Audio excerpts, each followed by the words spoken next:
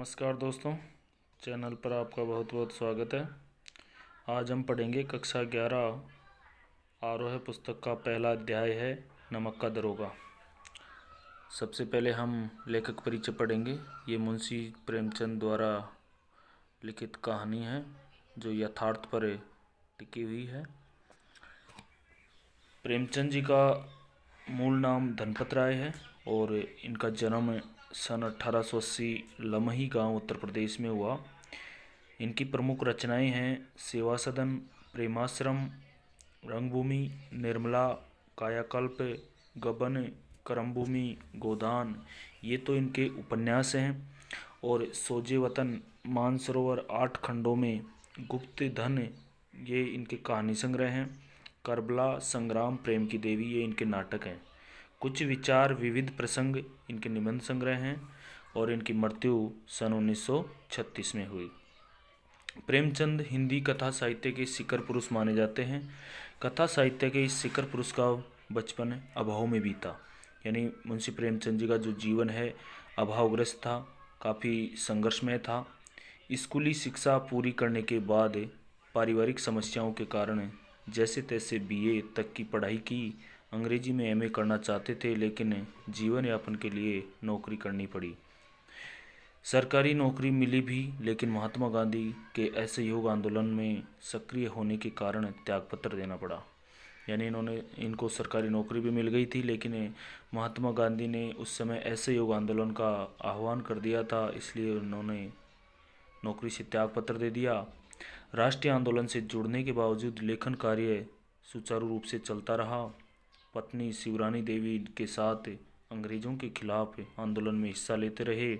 उनके जीवन का राजनीतिक संघर्ष उनकी रचनाओं में सामाजिक संघर्ष बनकर सामने आया, जिसमें जीवन का यथार्थ और आदर्श दोनों था।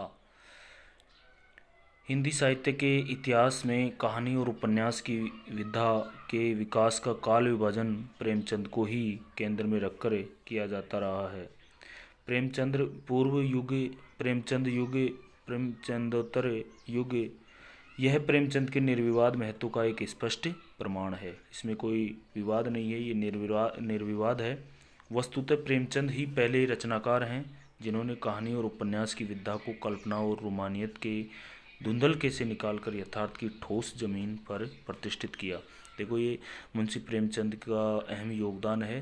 पहले जो उपन्यास और जो कहानियाँ हैं कल्पना पर आधारित होती थी, अधिकतर कल्पना पर आधारित लिखी जाती थी, लेकिन मुंशी प्रेमचंद ने इनको यथार्थ यानी सत्यता पर आधारित लिखा। यानी उस समय जो भी इन्होंने देखा उसी प्रकार इन्होंने कहानियों में यथार्थता का चित्रण किया। यथार्थ की जमीन जुड़कर कहानी किस्सा गोई तक सीमित न रहकर पढ़ने पढ़ाने की परंपरा से भी जुड़ी। इसमें इनकी हिंदुस्तानी, हिंदी, उर्दू मिश्रित भाषा का विशेष योगदान रहा। उनके यहाँ हिंदुस्तानी भाषा अपने पूरे ठाट बाट और जातीय स्वरूप के साथ आई। उनका आरंभिक कथा साहित्य कल्पना, संयोग और रोमानियत के ताने बाने से बुन गया है, लेकिन एक कथाकार के रूप में उन्होंने लगातार विकास किया और पंच परमेश्वर जैसी कहानी तथा सेवा सदन जैसे उपन्यास के साथ सामाजिक जीवन को कहानी का आधार बनाने वाली यथार्थवादी कला के अग्रदूत के रूप में सामने आए। कहने का मतलब इनको प्रसिद्धि दिलाने में पंच परमेश्वर कहानी और सेवा सदन उपन्यास की अहम भूमिका है। यथार्थवाद के भीतर भी आदर्शोन्मुख यथार्थवाद से आलोचनात्मक यथार्थवाद तक की विकास यात्रा प्रेमचंद ने की। आदर्शोन्मुख यथार्थवाद स्वयं उन्हीं की गढ़ी हुई संज्ञा है। यह कहानी और उपन्यास के क्षेत्र में किए गए उनके ऐसे रचनात्मक प्रयासों पर लागू होती है जो कटु यथार्थ यानी कटु सत्य का चित्रण करते हुए भी समस्याओं और अंतर्विरोधों को अंततः एक आदर्शवादी और मनोवांछित समाधान तक पहुंचा देती है। सेवा सदन, प्रेमाश्रम आदि उपन्यास और पंच परमेश्वर, बड़े घर की बेटी, नमक का दरोगा आदि कहानियाँ ऐसी ही हैं। बाद की उनकी रचनाओं में यह आदर्शवादी प्रवृत्ति कम होती गई है और धीरे धीरे वे ऐसी स्थिति तक पहुंचते हैं जहां कठोर वास्तविकता को प्रस्तुत करने में वे किसी तरह का समझौता नहीं करते हैं। यानी मुंशी प्रेमचंद जी धीरे धीरे कठोर वास्तविकता यानी कठोर सत्यता प्रस्तुत करने लग गए। पहले तो फिर भी कुछ समझौता कर लेते थे वास्तविकता लिखने में, लेकिन बाद में इन्होंने कठोर वास्तविकता लिखने में यानी अपनी रचनाओं में सत्यता लिखने में कोई समझौता नहीं करते थे। पूर्णतः वो सत्यता पर आधारित होती थी। गोदान उपन्यास और पूस की रात, कफन आदि कहानियाँ इसके सुंदर उदाहरण हैं। अब देखो कहानी के बारे में पढ़ेंगे। कहानी यहाँ दी गई कहानी नमक का दरोगा, इसका प्रथम प्रकाशन 1914 में हुआ था।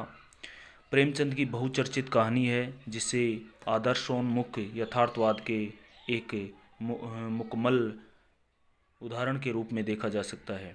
कहानी में ही आए हुए एक मुहावरे को ले तो यह धन के ऊपर धर्म की जीत की कहानी है। यानी ये कहानी है धन के ऊपर धर्म की जीत।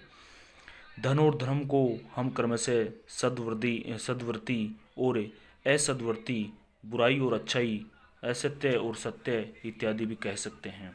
कहानी में इसका प्रतिनिधित्व क्रमशः पंडित अलोपीदीन और मुंशी बंशीधर नामक पात्रों ने किया है। पंडित अलोपीदीन और मुंशी बंशीधर नामक जो पात्र हैं उन्होंने इस कहानी का प्रतिनिधित्व किया है।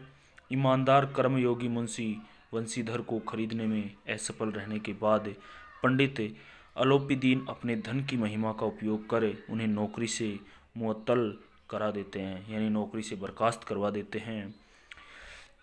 लेकिन अंत सत्य के आगे उनका सिर झुक जाता है। यानी अंत में जो पंडित अलोपीदीन है वो सत्य के आगे सिर झुका लेते हैं।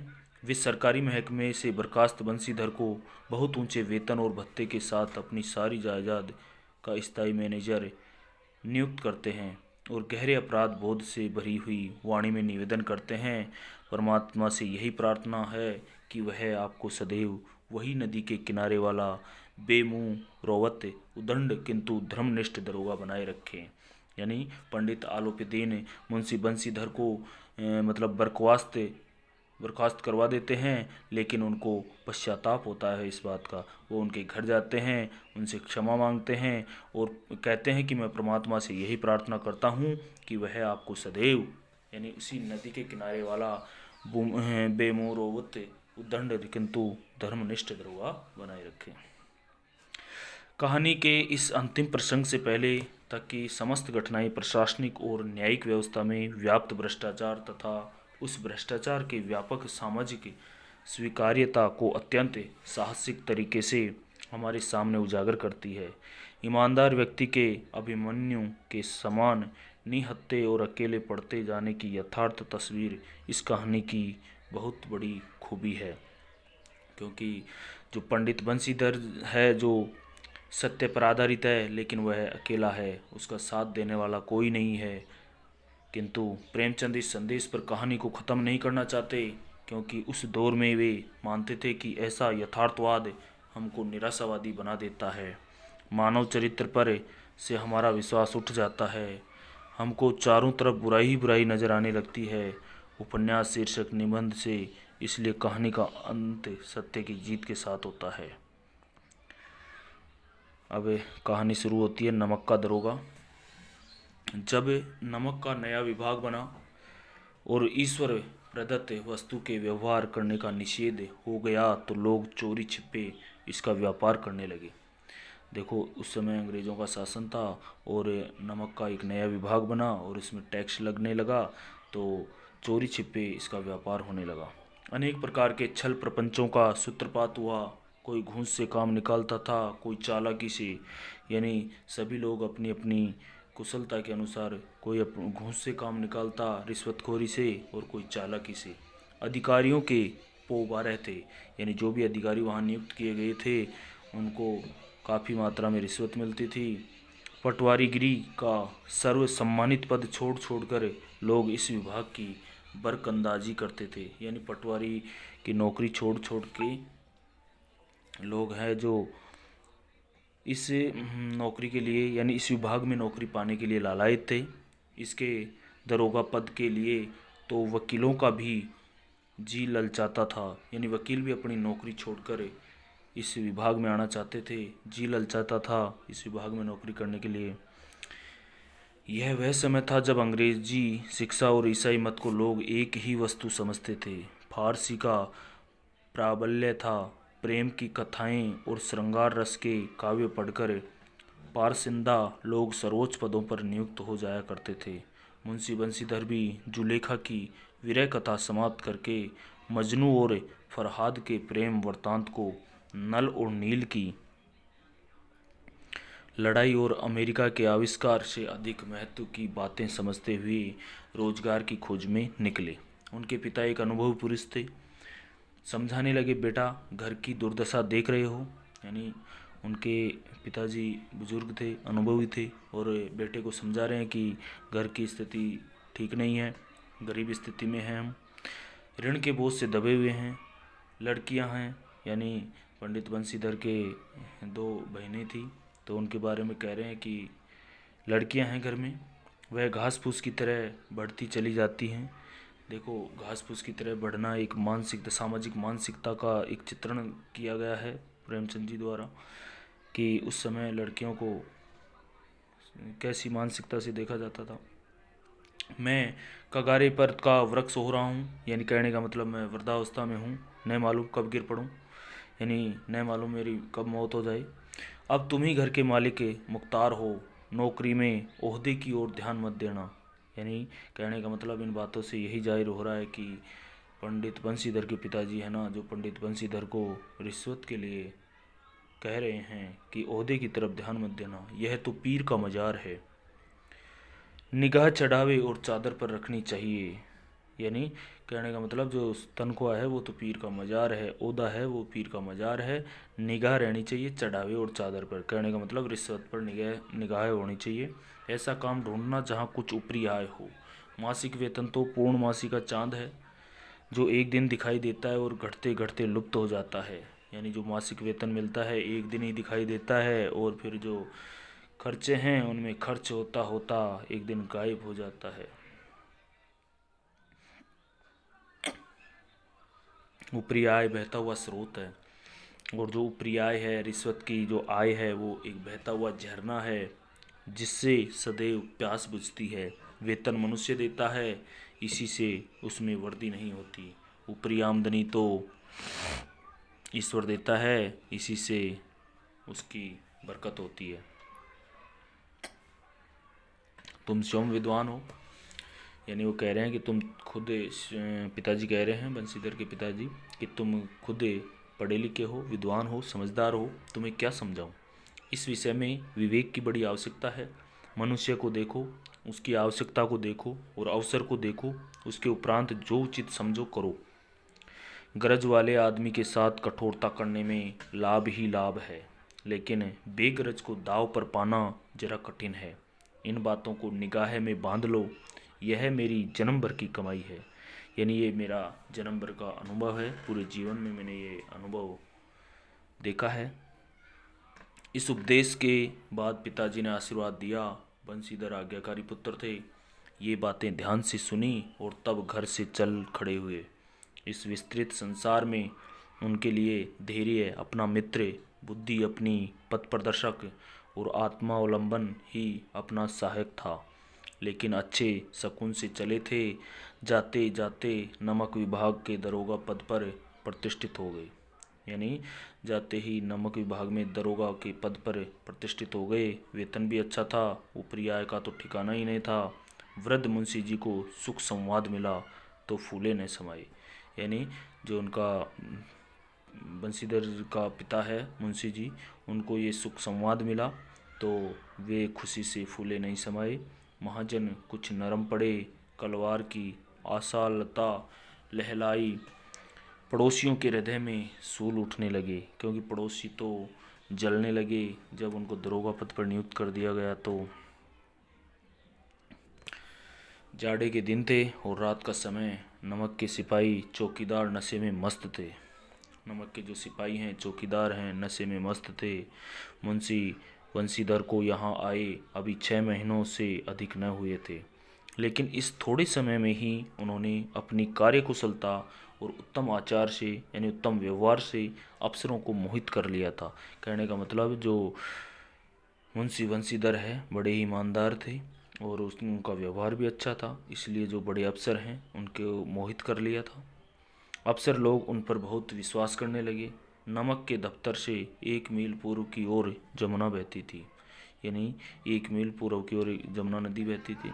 उस समय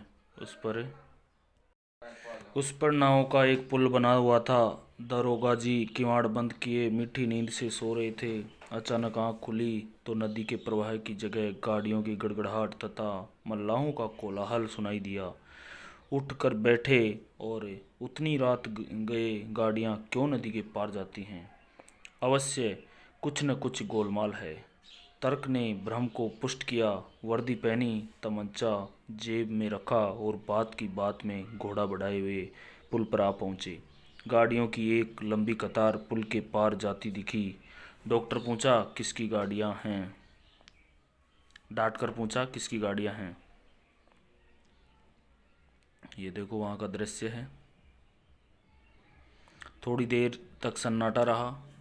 आदमियों में कुछ कानाफूसी हुई। तब आगे वाले ने कहा, पंडित आलोपीदीन की। कौन पंडित आलोपीदीन? दातागंज के मुंशी वंशीधर चौके। पंडित आलोपीदीन इस इलाके के सबसे प्रतिष्ठित जमींदार थे।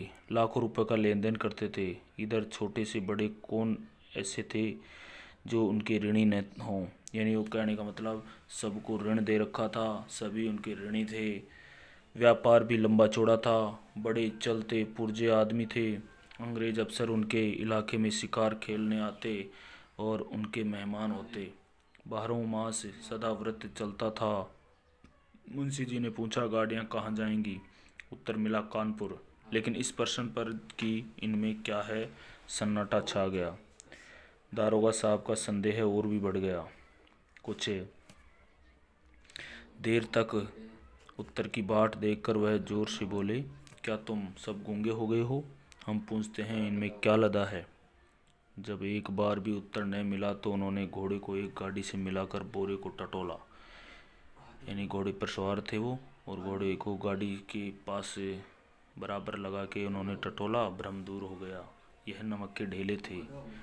पंडित आलोपीदीन अपने सजीले रथ पर सवार कुछ सोते कुछ जागते चले आते थे।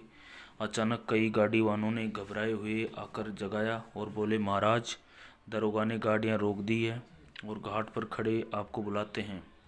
पंडित आलोपीदीन का लक्ष्मी जी पर अखंड विश्वास था। यानी उनको घमंड था कि हम पैसों से सब कुछ काम कर सकते हैं। लक्ष्मी जी पर विश्वास था, लेकिन वो विश्वास टूट गया। वह कहा करते थे कि संसार का तो कहना ही क्या, स्वर्ग में भी लक्ष्मी का ही राज्य है। यानी उनको इतना घमंड हो गया था लक्ष्मी का, वो कहते थे कि स्वर्ग में भी लक्ष्मी का ही राज्य है। उनका यह कहना यथार्थ ही था। उनका यह कहना यथार्थ का मतलब सत्य ही था। न्याय और नीति सब लक्ष्मी के ही खिलौने हैं। इन्हें वह जैसे चाहती है नचाती है। लेटे ही लेटे गर्व से बोले, चलो हम आते हैं। यह कहकर पंडित जी ने बड़ी निश्चिंतता से पान के बीड़े लगाकर खाए। फिर लिहाफ ओढ़े हुए दरोगा के पास आकर बोले, बाबूजी आशीर्वाद, कहिए हमसे ऐसा कौन सा अपराध हुआ कि गाड़ियां रोक दी गई?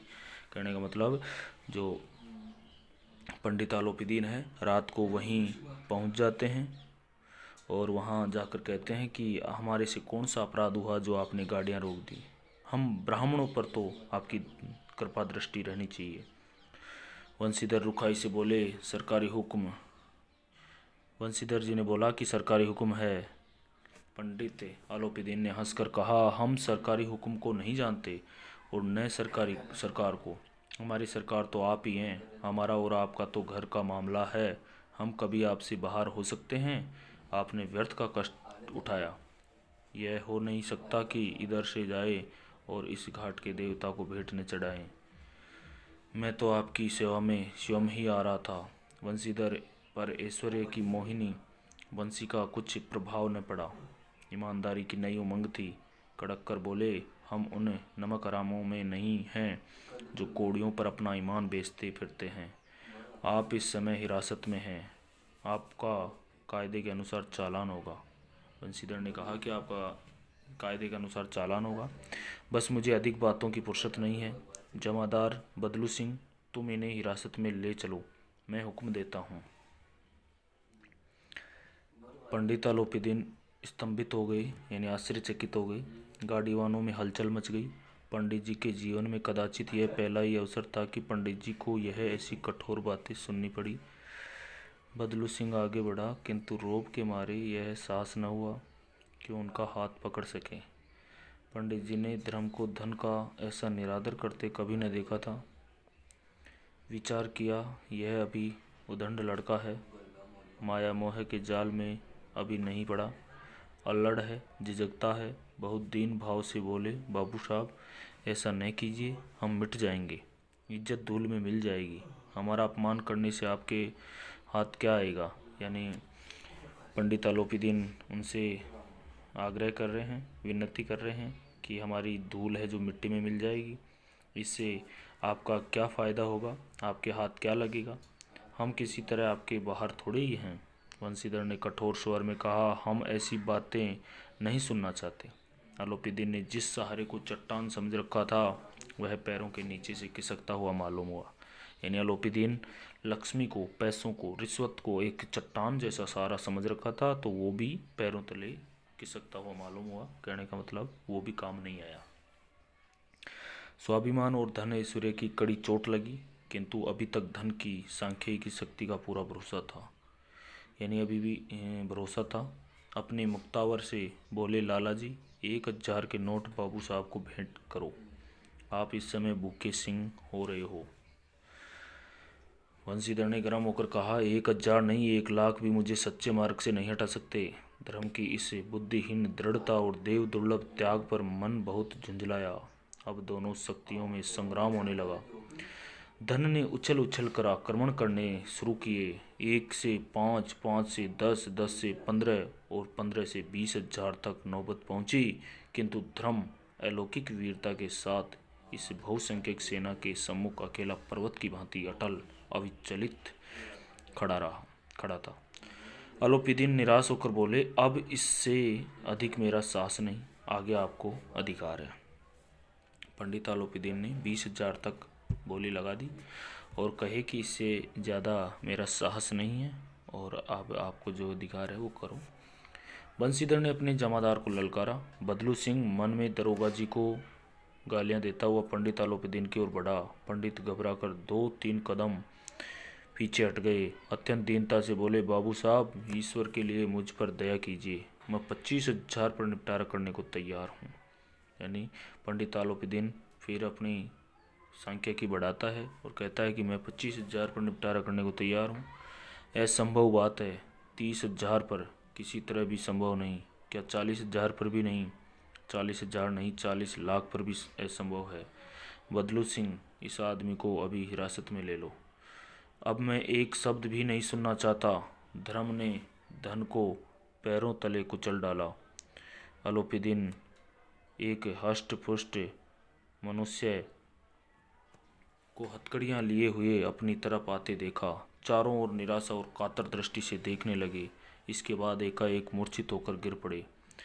दुनिया सोती थी पर दुनिया की जीभ जागती थी। सवेरे देखिए तो बालक वृद्ध सबके मुंह से यही बात सुनाई देती। यानी सुबह होते होते ये बात फैल गई, जिससे देखिए वही पंडित जी के इस व्यवहार पर टीका टिप्पणी कर रहा था। निंदा की बौछारें हो रही थी, मानो संसार में अब पापी का पाप कट गया।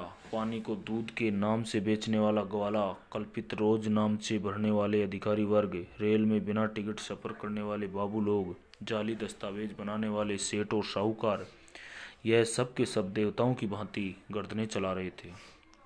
जब दूसरे दिन पंडित आलोपीदीन अभियुक्त होकर कांस्टेबलों के साथ, हाथों में हथकड़ियाँ, हृदय में ग्लानि और शोक भरे लज्जा से गर्दन झुकाए अदालत की तरफ चले, यानी मामला अदालत में पहुंच गया और वो लज्जित होकर अदालत में पहुंचे तो सारे शहर में हलचल मच गई। मेलों में कदाचित आंखें इतनी व्यग्र न होती होंगी, भीड़ के मारे छत और दीवार में कोई भेद न रहा। किंतु अदालत पहुंचने की देर थी। पंडित आलोपीदीन इस अगाध वन के सिंह थे। अधिकारी वर्ग उनके भक्त थे, अमले उनके सेवक थे। यानी जो भी अधिकारी वर्ग था उनके भक्त थे पंडित आलोपीदीन के। वकील मुक्तावर उनके आज्ञापालक और अर्दली थे, यानी बहुत ही प्रतिष्ठित आदमी थे। तो आगे तक उनकी जानकारी थी। चपरासी और चौकीदार तो उनके बिना माल के गुलाम थे। उन्हें देखते ही लोग चारों तरफ से दौड़े। सभी लोग विस्मित हो रहे थे। विस्मित का मतलब आश्चर्यचकित हो रहे थे, इसलिए नहीं कि अलाउद्दीन ने क्यों यह कर्म किया, बल्कि इसलिए कि वह कानून के पंजे में कैसे आए। ऐसा मनुष्य जिसके पास असाध्य साधन करने वाला धन और अनन्य वाचालता हो, वह क्यों कानून के पंजे में आए। प्रत्येक मनुष्य उनसे सहानुभूति प्रकट करता था। बड़ी तत्परता से इस आक्रमण को रोकने के निमित्त वकीलों की एक सेना तैयार की गई। न्याय के मैदान में धर्म और धन में युद्ध ठन गया। वंशीधर चुपचाप खड़े थे। उनके पास सत्य के सिवा न कोई बल था, न स्पष्ट भाषण के अतिरिक्त कोई शस्त्र। गवाह थे किंतु लोभ से डांवाडोल, यानी गवाह भी लोभ से डांवाडोल हो गए थे। यहाँ तक कि मुंशी जी को न्याय भी अपनी ओर से कुछ खींचा हुआ दिख पड़ता था। वह न्याय का दरबार था, परंतु उसके कर्मचारियों पर पक्षपात का नशा छाया हुआ था। किंतु पक्षपात और न्याय का क्या मेल। जहाँ पक्षपात हो वहाँ न्याय की कल्पना भी नहीं की जा सकती। मुकदमा शीघ्र ही समाप्त हो गया। डिप्टी मजिस्ट्रेट ने अपनी तावीज़ में लिखा, पंडित अलाउद्दीन के विरुद्ध दिए गए प्रमाण निर्मूल और भ्रमात्मक हैं। वह एक बड़े भारी आदमी हैं, यह बात कल्पना से बाहर है। यानी अदालत ने भी गलत माना उस चीज़ को कि उन्होंने थोड़े लाभ के लिए ऐसा दुस्साहस किया हो। यद्यपि नमक के दरोगा मुंशी बंशीधर का अधिक दोष नहीं है, लेकिन यह बड़े खेद की बात है कि उसकी उद्दंडता और विचारहीनता के कारण एक भले मानुष को कष्ट झेलना पड़ा। हम प्रसन्न हैं कि वह अपने काम से सजग और सचेत रहता है, किंतु नमक से मुकदमे की बढ़ी हुई नमक हलाली ने उसके विवेक और बुद्धि को भ्रष्ट कर दिया। भविष्य में उसे होशियार रहना चाहिए। वकीलों ने यह फैसला सुना और उछल पड़े। पंडित अलाउद्दीन मुस्कुराते हुए बाहर निकले। सौजन बांधुओं ने रुपयों की लूट की। उदारता का सागर उमड़ पड़ा। उसकी लहरों ने अदालत की नींव तक हिला दी।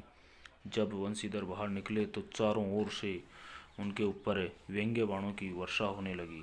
चपरासियों ने झुक झुक कर सलाम किए, किंतु इस समय एक एक कटु वाक्य, एक एक संकेत उनकी गर्वाग्नि को प्रज्वलित कर रहा था। कदाचित इस मुकदमे में सफल होकर वह इस तरह अकड़ते हुए न चलते। आज उन्हें संसार का एक खेदजनक विचित्र अनुभव हुआ। न्याय और विद्वता, लंबी चौड़ी उपाधियाँ, बड़ी बड़ी दाढ़ियाँ और ढीले चोंगे एक भी सच्चे आदर के पात्र नहीं हैं। वंशीधर ने धन से बैर मोल लिया था, उसका मूल्य चुकाना अनिवार्य था। कठिनता से एक सप्ताह बीता होगा कि मुअत्तली का परवाना आ पहुंचा। यानी उनकी बर्खास्तगी का परवाना है, जो संदेश है वो आ पहुंचा उनके पास।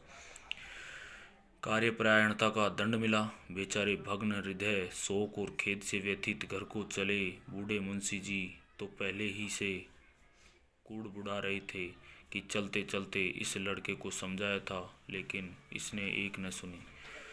सब मनमानी करता है। हम तो कलवार और कसाई के तगादे सहे बुढ़ापे में भक्त बनकर बैठे, और वहाँ बस वही सूखी तनख्वाह। हमने भी तो नौकरी की है और कोई ओहदेदार नहीं थे, लेकिन काम किया, दिल खोलकर किया, और आप ईमानदार बनने चले हैं।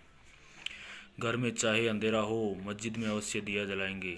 खेद ऐसी समझ पर पढ़ना लिखना सब अकारथ गया। इसके थोड़े ही दिनों बाद जब मुंशी जी